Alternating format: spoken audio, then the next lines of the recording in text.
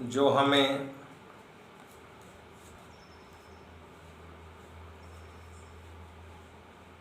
संकट की इस घड़ी में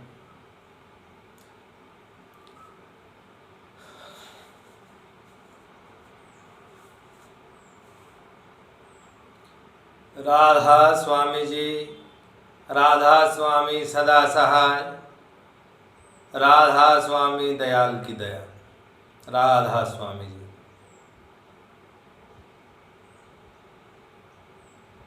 इस संकट के दौर में जब चाहूँ और हाहाकार है, तो एक सामान्य इंसान का क्या कर्तव्य बनता है, किस तरह का आचरण उसका होना चाहिए, उस पर हम ये वीडियो बना रहे हैं। तो सुनिए। अकृत्यं नैव कर्तव्यं प्राण त्यागे अपि संस्थिते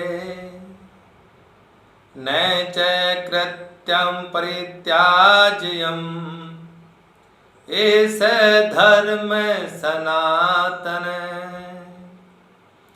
प्राणों पर संकट आने पर भी इंसान को बुरा कार्य नहीं करना चाहिए और अच्छे कार्यों को नहीं छोड़ना चाहिए। यही हमारा सनातन धर्म है। कर्तव्ये सब साध्वी तृष्णा प्रेर्यते जनम तमेव सर्वपायेभ्यो लज्जा मातेव रक्षति। तृष्णा, लालसा, मोह वो शत्रु के समान है, दुष्टा के समान है, मनुष्य को बुरे कार्यों के लिए प्रेरित करती है। उसी मनुष्य को लज्जा माता के समान सब पापों से बचाती है। अतः मनुष्य को लज्जाशील, शर्मयुक्त, शर्म महसूस करने वाला होना चाहिए। अजय सुखमाराध्य सुखतरमाराध्यते विशेषज्ञ जानलव दुर्विदधम ब्रह्मारपि नरम नरंजति। अज्ञानी को जिस प्रकार कहा जाता है, सोते को जगाया जा सकता है, जागे हुए का क्या करें जो समझना ही न चाहे। उसी तरह से अज्ञानी को तो सरलता से प्रसन्न किया जा सकता है, विशिष्ट ज्ञानवान को अधिक आसानी से प्रसन्न किया जा सकता है, मगर अल्प ज्ञान रखने वाले को ब्रह्मा भी प्रसन्न नहीं कर सकता। अतिदानाद बलिर्बद्धो नष्टमानात् सुयोधन विनिष्टो रावणो लोलल्याद अति सर्वत्र वर्जते। अत्यधिक दान देने के कारण राजा बलि बांधा गया। अत्यधिक अभिमान के कारण दुर्योधन नष्ट हो गया। अत्यधिक चंचलता के कारण रावण विनाश को प्राप्त हुआ। अतः अति को सर्वत्र रोकना चाहिए। अति किसी भी तरह से लाभदायक नहीं हो सकती। माना दुग्ध शरीर को पुष्ट करता है, मगर कोई इंसान, कोई व्यक्ति चाहे कि हर वक्त वह दुग्ध का सेवन करे और कुछ न खाए न पिए, तो वो भी शरीर पुष्ट होने की बजाय समाप्ति की ओर, निर्बलता की ओर बढ़ जाता है। अत्यंबु पानानम विपच्यन्ते नमम निरंबुपानाश्च सैव दोषः तस्मानरो वैनी विवृद्धया मुहुर्मुहुवारी पिबेद भूरी। अत्यधिक पानी पीने से अन्न नहीं पचता और बिना पानी पिए भी अन्न नहीं पचता। इसलिए मनुष्य को पाचन शक्ति बढ़ाने के लिए बार बार थोड़ा थोड़ा पानी पीना चाहिए।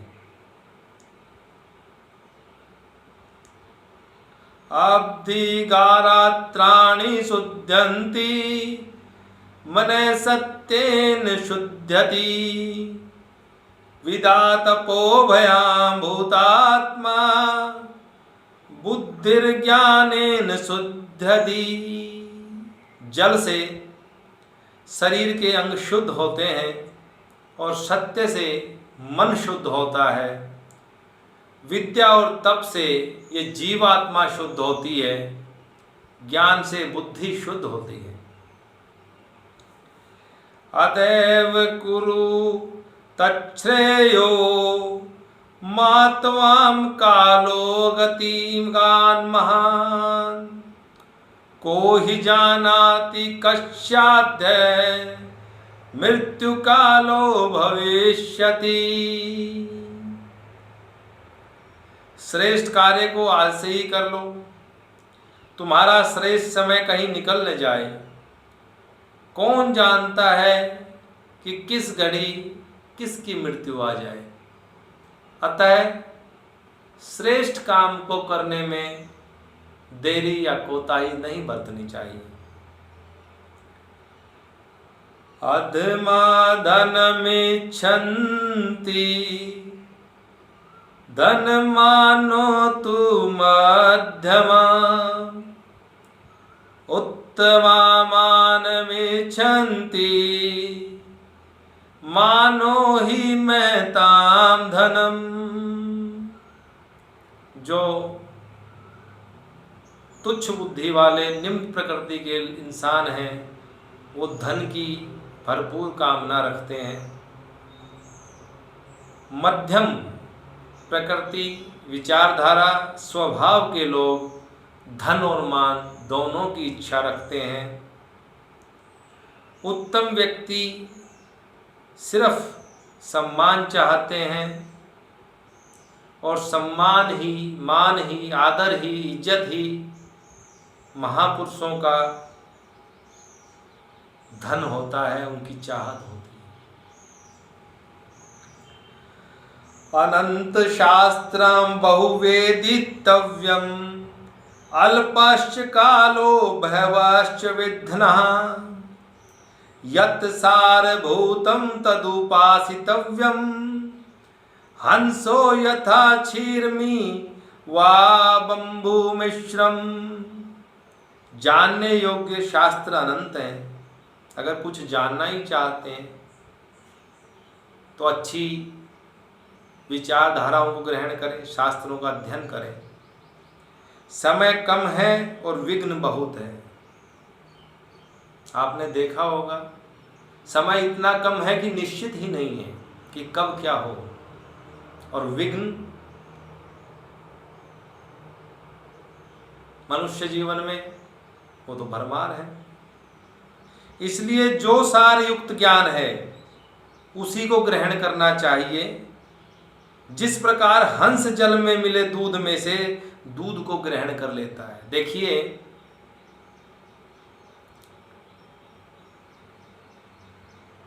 जो मूल तत्व है प्रकृति में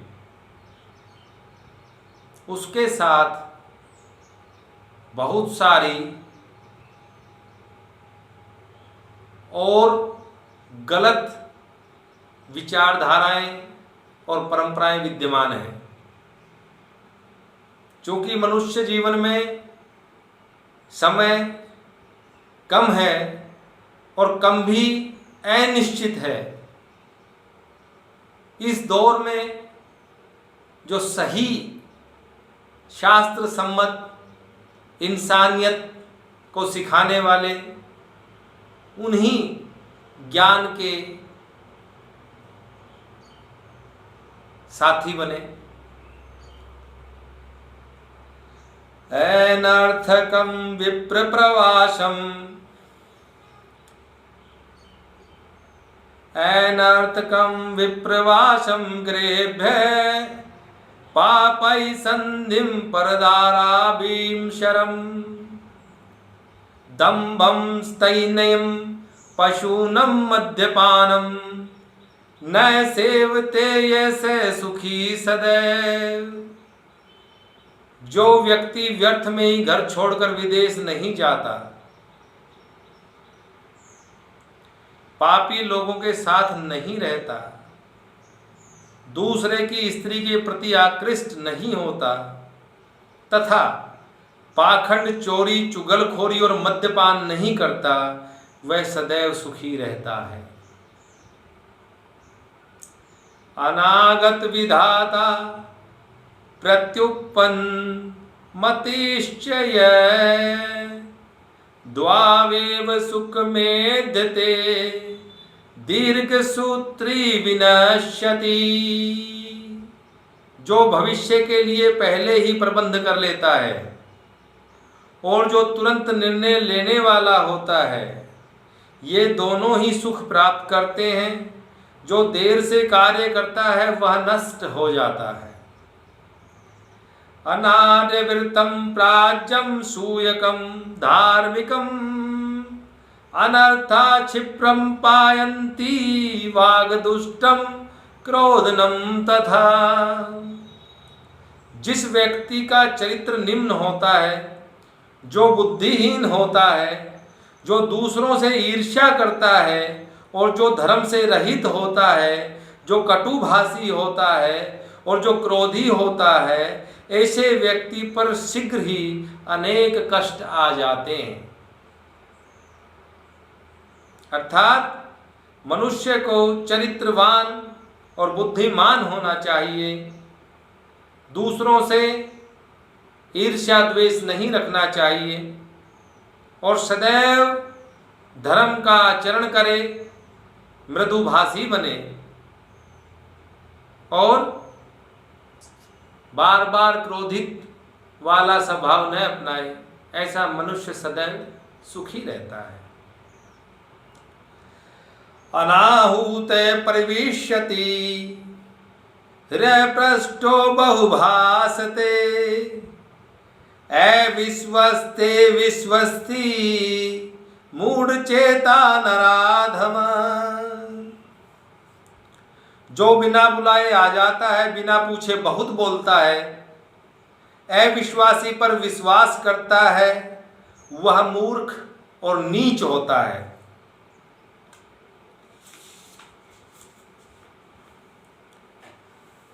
अनुद्वेगकरं वाक्यं सत्यं प्रियहितं च यत् स्वाध्यायाभ्यसनं च वाङ्मयम् उपतपुपच्यते। जो उद्वेग न करने वाला, प्रिय और हितकारक एवं यथार्थ भाषण है तथा जो वेद शास्त्रों के पठन का एवं परमेश्वर के नाम का जप का अभ्यास है, वह वाणी संबंधी तप कहा जाता है। अपूज्या यत्र पूज्यन्ते पूज्या नाम वमानना त्रीणि तत्र प्रवन्तन्ते दुर्भिक्षं मरणं भयम्। जहाँ पर अपूजनीय लोग पूजे जाते हैं और पूजनीय लोगों का अपमान होता है, वहाँ पर तीन चीजें प्रकट होती हैं, अकाल, मृत्यु और भय। पुनः इसका पढ़ रहा हूं मैं। अपूज्या यत्र पूज्यन्ते पूज्या नाम अवमानना त्रीणि तत्र प्रवन्तन्ते दुर्भिक्षं मरणं भयम्। जहाँ पर अनुचित लोगों की पूजा होती है, गलत लोगों की पूजा होती है, वो पूजे जाते हैं, मान सम्मान उनको दिया जाता है, और जो मान सम्मान पाने लायक लोग हैं उनका जिन जगहों पर अनादर होता है, अपमान होता है, वहाँ पर स्वतः ही तीन चीज़ें प्रकट हो जाती हैं, अकाल, मृत्यु और भय। अभिवादनशीलस्य नित्यं मृदोपसेविनम् चत्वारि तस्य वर्धन्ते आयुर्विद्या यशो बलम्। अभिवादनशीलस्य नित्यं मृदोपसेविनः चत्वारि तस्य वर्धन्ते आयुर्विद्या यशो बलम्। अभिवादन प्रणाम करने वाले व्यक्ति की तथा वृद्धों की प्रतिदिन सेवा करने वाले व्यक्ति की 4 वस्तुएं वृद्धि को प्राप्त होती हैं: आयु, विद्या, यश और शक्ति बल। अभिवाद्ये वृद्धांश्च दद्याच चावासनं सवकम् कृतांजलिरूपासीत् गच्छन्तः पृष्ठतो अभिन्यात्। वृद्धों का अभिवादन करना चाहिए, अपना आसन उन्हें बैठने हेतु देना चाहिए, हाथ जोड़कर उनके पास बैठना चाहिए। वे जाने लगे तो कुछ दूर तक उनके पीछे जाना चाहिए। अर्थेभ्यो हि वृद्धेभ्यः समर्थे अभ्यस्ततत् सतत् प्रवर्तन्ते क्रिया सर्वा पर्वतेभ्यैवापगा। यदि धन की वृद्धि हो जाए तो उसे अच्छे कामों में लगाना चाहिए, अच्छे कार्यों में लगाना चाहिए। इससे सभी कार्य संपन्न होने लगते हैं, जिस प्रकार पर्वतों से नदियां निकल पड़ती हैं। अर्थो न संभृत कश्चिन विद्या काचिदर्जिता न तपः संचितं किंचित गतम च सकलम वया। यदि किसी ने धन नहीं कमाया, न ही कोई विद्या प्राप्त की और न ही कोई तप किया, तो समझो उसने अपनी सारी आयु व्यर्थ ही नष्ट कर दी। अलसश्च कुतो विद्या अविद्यश्च कुतो धनम् अधनश्च कुतो मित्रम् अमित्रश्च कुतो सुखम्। आप समझ गए होंगे कि आलसी को विद्या कहा और बगैर विद्या वाले को धन कहा, और बिना धन वाले का कोई आज मित्र हो नहीं सकता, और बगैर किसी मित्र के स्वप्न में भी सुख कहा। एलाभे न विषादी स्याल्लाभे चैव न हर्षेत् प्राणयात्रिकमात्रः सियान मात्रा संगद्विर्द निगृत।